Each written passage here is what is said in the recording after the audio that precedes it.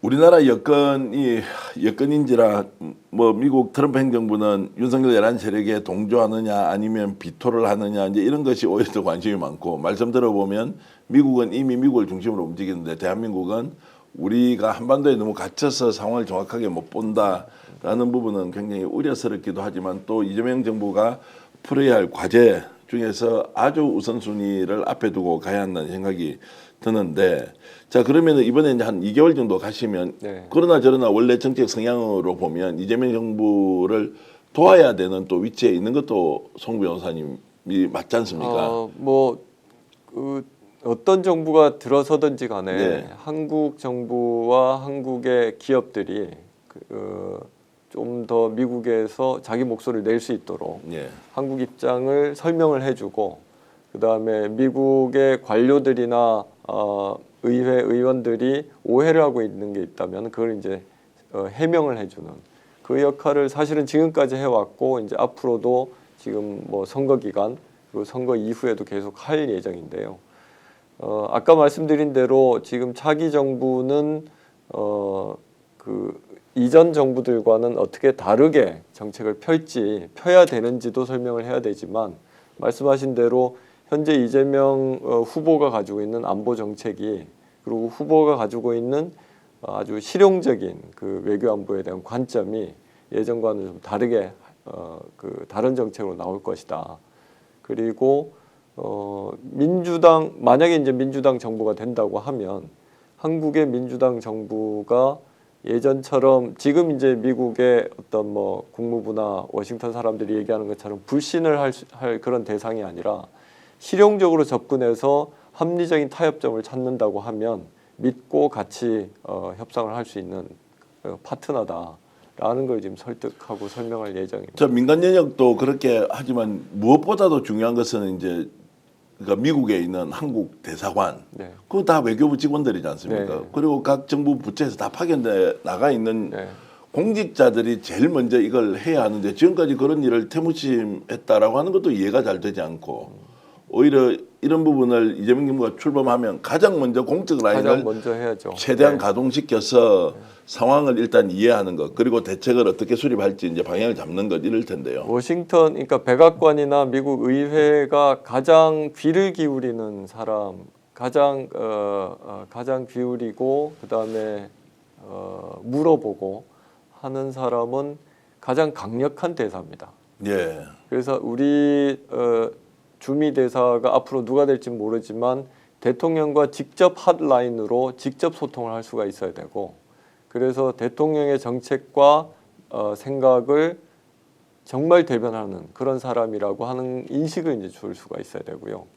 그 다음에 일본이 그 워싱턴에서 일을 잘하고 정보 수집을 잘하고 미국 의회나 정부와 커넥션이 좋은 것이 영어를 잘해서가 아니거든요.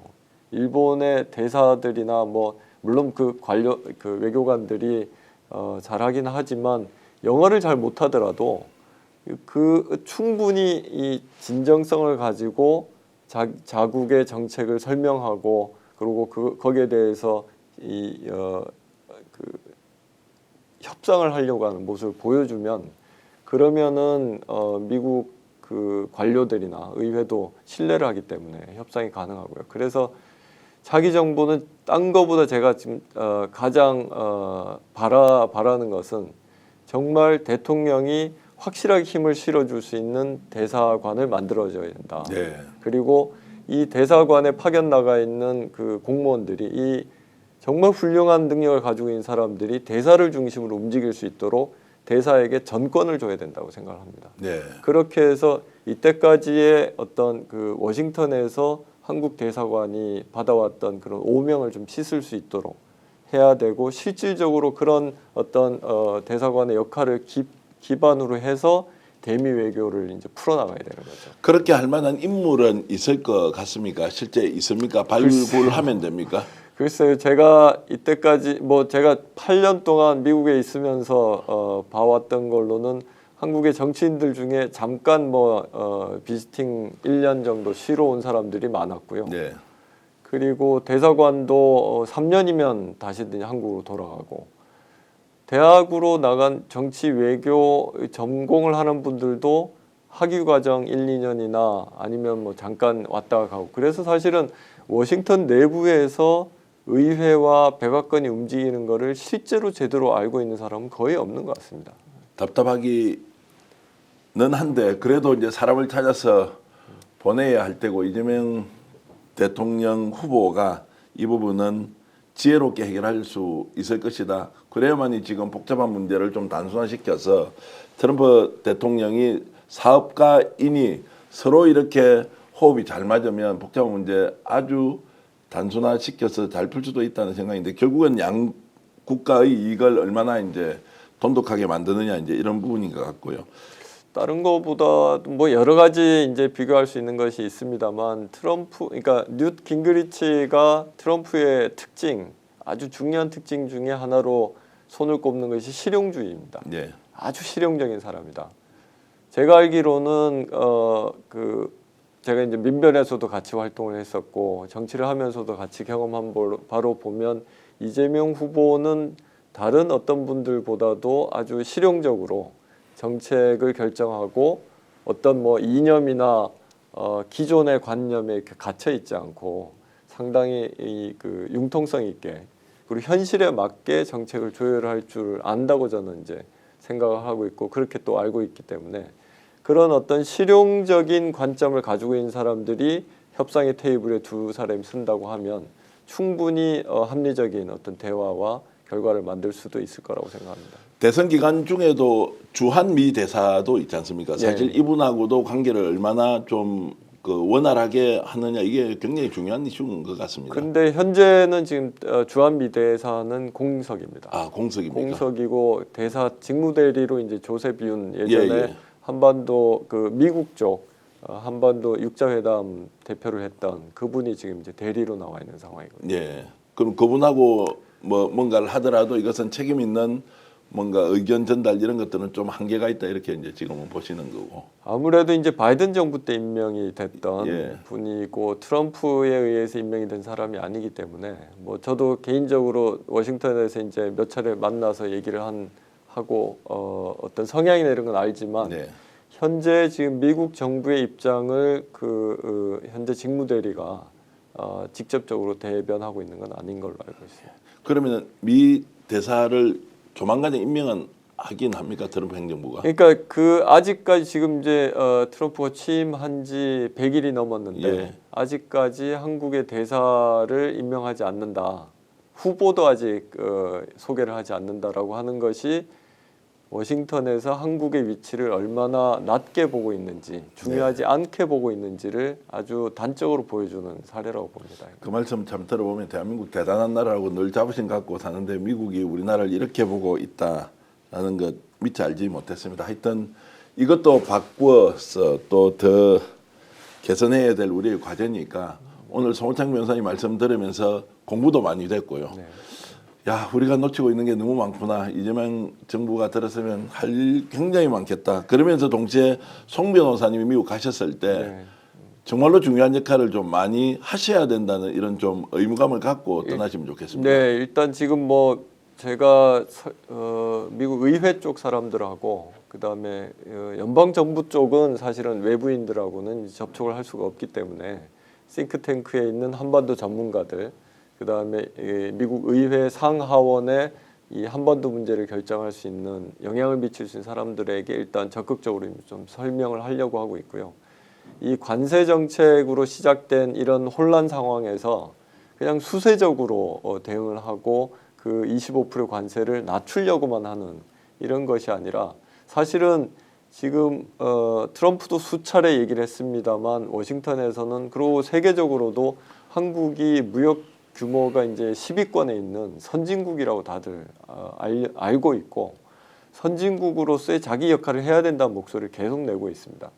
그러면은 그 말은 역으로 한편으로는 한국 입장에서는 부담이기도 하지만 한국이 미국과 협상을 트럼프 정부와 협상을 하는 데 있어서 상당한 카드도 지금 가지고 있는 거거든요. 제일 뭐 대표적인 것이 사실은 트럼프가 지금 추진하고 있는 주요 정책 중에 하나가 지금 북극 항로를 열려고 하는 그 계획이 있는데 그것 때문에 지금 이제 뭐 알래스카 LNG 개발에 참여하라, 그린란드를 사겠다, 뭐 이런 식으로도 계속 얘기를 하는데 이게 지금 트럼프 정부 입장에서는 새롭게 어떤 경제적인 문제뿐만 아니라 전 세계 안보 체계를 바꾸는 데서 큰 역할을 하거든요. 이게 북극 항로가 열리게 되면 유럽으로 넘어가는 기간이 거의 뭐 절반 가까이 이렇게 줄어들 뿐만 아니라 운송비도 줄고요. 근데 그 길목에 있는 게 북한입니다. 그러니까 북한이 지금 앞으로 이 그 북극 항로를 여는 데에서 어떤 역할을 할지가 중요한 이슈가 되고 있는데 여기에서 이제 한국 정부가 역할을 이제 해줘야 되는 거죠. 그 중국이 미국과 협상하는 데서 중요한 카드로 지금 사용하고 있는 것이 히토류 매장량 그리고 개발하고 정제하는 게 전 세계 95%가 지금 중국에서 나오고 있지 않습니까? 근데 히토류 매장의 전 세계 2위 국가가 북한입니다. 그리고 그 앞으로 조사를 더 해봐야 되겠지만 잠재된 매장량은 중국보다 더 많을 수도 있다고 얘기를 하는 그런 거고 지금 트럼프 정부에서 북한 개발에 눈독을 들이고 있는 것이 바로 그 천연자원 부분이거든요. 근데 히토류를 채굴을 하거나 정제하는 기술이나 이런 능력은 미국은 없습니다. 그 기술과 인력을 한국이 제공을 하고 미국이 자본을 대면서 북한의 경제 개방과 개발을 하는데 협력을 이제 할 수가 있는 거예요. 이런 것이 바로 지금 관세 압력을 가하는 거에 대해서 우리는 이런 카드를 가지고서 단순히 이제 뭐 그 통상 문제뿐만 아니라 이런 역할을 할 거기 때문에 FDA 원래 원칙대로 관세는 무관세로 하고 이런 미국이 이 북한 개발을 하는 데서 참여할 수 있도록 그리고 그 결과를 수익을 나눌 수 있도록 해준다. 그래서 한반도 동아시아 지역의 새로운 어떤 경제권을 만드는 데서 중요한 역할을 하겠다라고 하는 것을 가지고 충분히 협상을 할 수가 있을 거고요. 그런 내용을 정책을 가지고서 백악관을 설득하고 의회를 설득을 해야 되는 거죠. 실제로 이 문제는 3월 말에 그 핀란드 대통령 스텀 대통령이 그 비공개적으로 마랄라고를 방문해서 트럼프와 그 협의를 한 내용 안에도 좀 들어있는 내용입니다. 핀란드가 전 세계에서 이제 이 빙하를 깰 수 있는 쇠빙선을 만드는 게 거의 80% 이상이 핀란드에서 나오는데 현재 쇠빙선이 러시아는 40척 이상이 있고 미국은 2척밖에 없습니다. 그래서 북극 항로를 여는 걸 돕기 위해서 핀란드가 미국에게 쇠빙선을 지원할 테니까 실질적으로 이거를 개발을 하고 그다음에 러시아 우크라이나 전쟁을 종전시키면서 이제 북한 개발에 같이 연결할 수 있도록 이런 내용들이 지금 계속 오고 가고 있는 중이거든요. 그러면은 이런 국제 정세 안에서 한국 정부가 어떤 협상의 카드를 가지고 어떻게 그 협상 전략을 짤지 지금부터 이제 그걸 준비하고 하나씩 네트워크를 만드는 작업을 해야 되는 거죠. 두 가지 생각이 듭니다. 첫 번째, 송 변호사님 말씀을 하나도 빠뜨리지 않고 이재명 후보가 들었으면 좋겠다 하나. 두 번째, 송호창 변호사님과 같은 문제의식을 갖고 있는 분들이 정말로 이 정부가 성공하기 위해서 이런 내용 하나하나를 매우 현실적으로 다듬어 나가는 과정에 좀 참여하고 합류하고 손을 잡고 갔으면 좋겠다 이 생각이 이제 들어서 정말로 오늘 인터뷰가 내용 하나하나 놓칠 게 없었고 우리가 내란 세력, 사법 쿠데타 세력 제압하고 진압하고 나라 민주주의 지킨다고 하는 순간에 미국은 이렇게 빠른 속도로 바뀌고 있고 우리가 또 놓치고 있는 상황을 확인한 것으로 오늘 인터뷰가 큰 의미가 있을 것 같고요.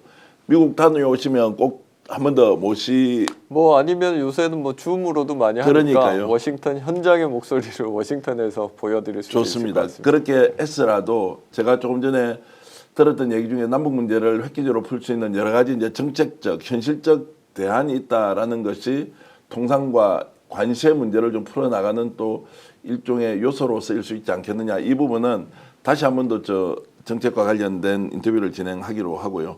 오늘 방송 어떠셨습니까? 마음에 들었다면 구독, 좋아요로 스픽스를 응원해 주십시오. 여러분들의 구독, 좋아요는 가장 큰 힘이 됩니다.